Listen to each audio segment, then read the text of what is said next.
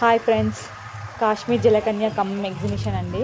So ఖమ్మంలో మా mummy వాళ్ళు ఉంటారండి, మేము అక్కడికి వెళ్ళాము.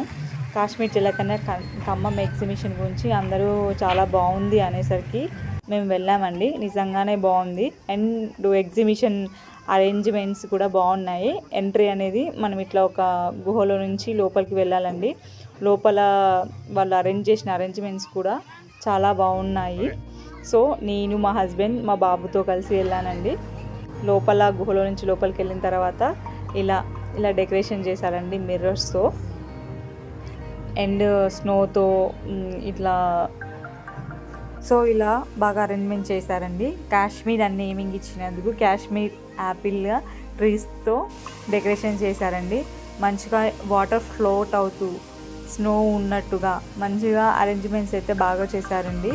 లోపల ఎన్విరాన్మెంటల్ కూడా చాలా బాగుంది. అండ్ వాటర్తో ఇన్సైడ్ ఇలా ఒక లేక్ కూడా అరేంజ్ చేశారండి. బాగుంది.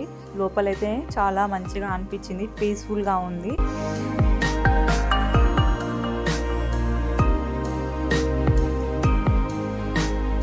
ఇక నుంచి మనం లోపలికి జలకన్యల ఎంట్రీ ఉంటుందండి. ఈ ఎగ్జిబిషన్కి హైలైట్ ఏంటంటే అదేనండి, ఇలా స్విమ్ చేసే పర్సన్స్కి మాత్రం మనం హ్యాండ్స్ రేజ్ చేసి హ్యాట్సప్ చెప్పాలండి. బికాస్ వాళ్ళ టాలెంట్ని మనం మెచ్చుకోవాలి. అంతసేపు వాటర్లో పీపుల్ని ఎంటర్టైన్మెంట్ చేయడం అంటే అది మామూలు విషయం కాదండి.